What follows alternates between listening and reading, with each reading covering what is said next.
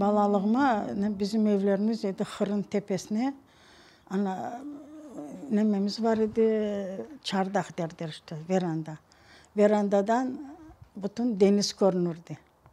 3 kilometre işte öyleydi arası. Uskuteger varmış olsan onda aranlar vardı, böyle tutun aranları. Biz onda bala bakardık, apaylar çalışırdı. Yaşlılar bunu ortaya tutun, yaşlılar destelerler o tutunları.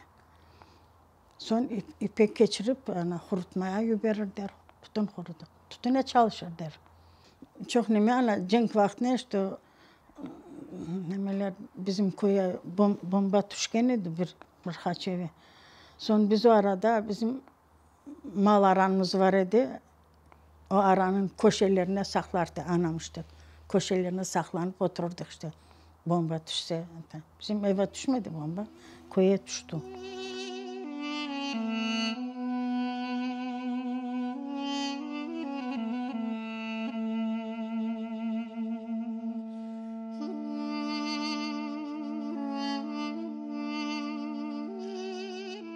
Ablam işte Rusça anlar dedi. Ana evden çıkarırlar, kuyudan çıkarırlar Tatarları dedi. Ana son av Kazaklar işte soldatlar yardım ettiler onu bunu almaya anama ballarını, urbalarını nelerini alıyanam.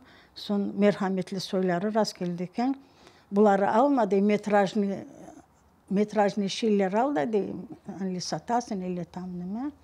Metrajlı şiller tıktı rulonla bir çuvala.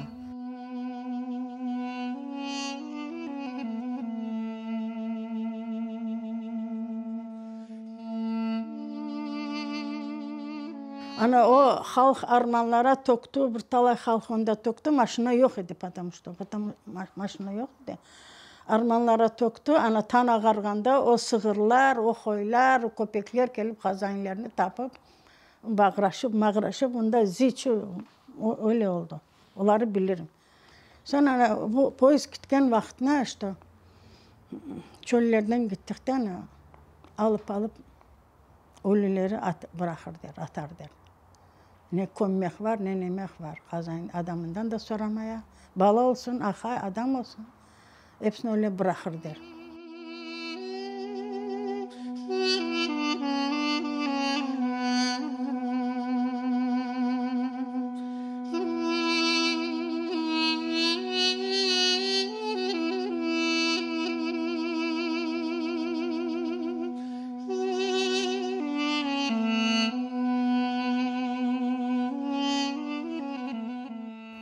O balları, komgenlerini bilem. Uçsun bir sıraya.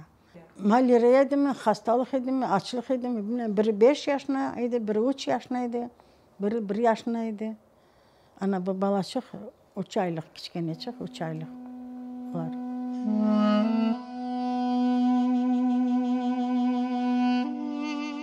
Ana son babamı da hastalık tuttu. Malariya hastalığından. Yattı Balinsa'ya, ne kadar yattı bilmem. Anamla beraber varganımı bilem. Anam Mustafa deyip kolunu götürdü, yaptı. Bizi tanımadı babam. Alıp geldik evde, sonra çok varmadı, keçindi. O vakitte Balinsa'ya kartlar düşse de çıkmazdı, yaşlar düşse de çıkmazdı.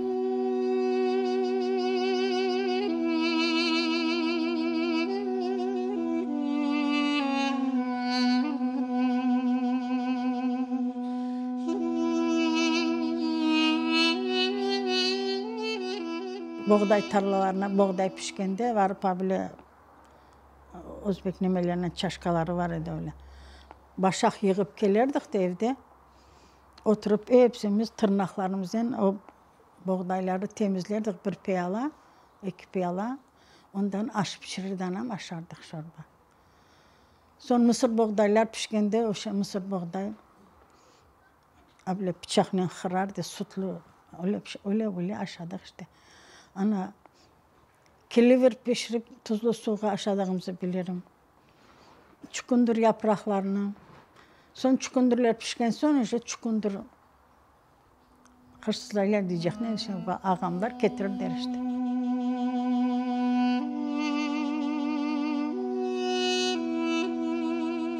Ağamların bir tanesi su satardı. Su satardı. Ben de su sattım. Ana gugumdan su alıp pazara yürürdük işte.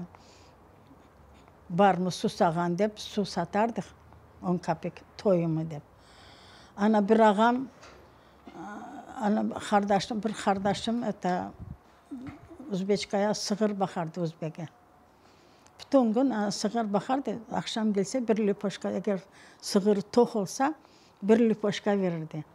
Aç olsa tok olmasa yarım lipoşka verirdi. Büyük ağam kuznes çalıştı. Kuznes bula. Kuznes çalışırdı. Ana kaç yaşındaydı bilmem. Kuznaya çalışırdı. Ana o da iş hakkı iki lipoşka verirler. Alıp gelirdi akşam. Biz de beklerdik işte getirse.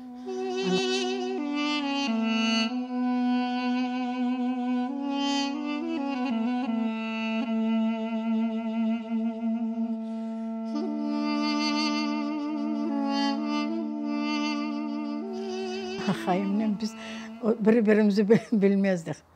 Analarımız nişan söz kesti bizi, analarımız, babalarımız nişanladılar bizi, söz kestiler.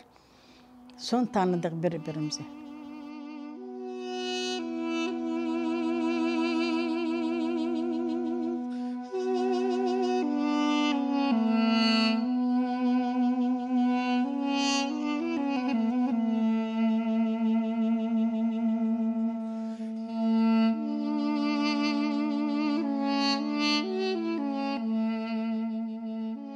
Son geldik oturduk ne yapayık. Ay dedim olsun Özbekistan'daki gibi evler.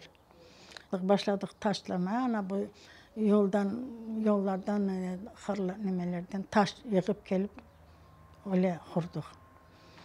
İki filaga koyup maşinaya o da yoldan yana turba var idi su akardı. Ondan su taşıyıp fundament koyduk. Yağmur yağsa boçkalar, bankalar, çanaklar koyardım saçak boyu. Tolardı su, o iki boçkayı doldurduk, ikinci günü büten koyardık. Ana iki kırpıçın üstüne çayını koyup, kaynatıp, aş pişirip, 4 tane rabotçu da aşatıp, ana öyle kurduk bu evleri.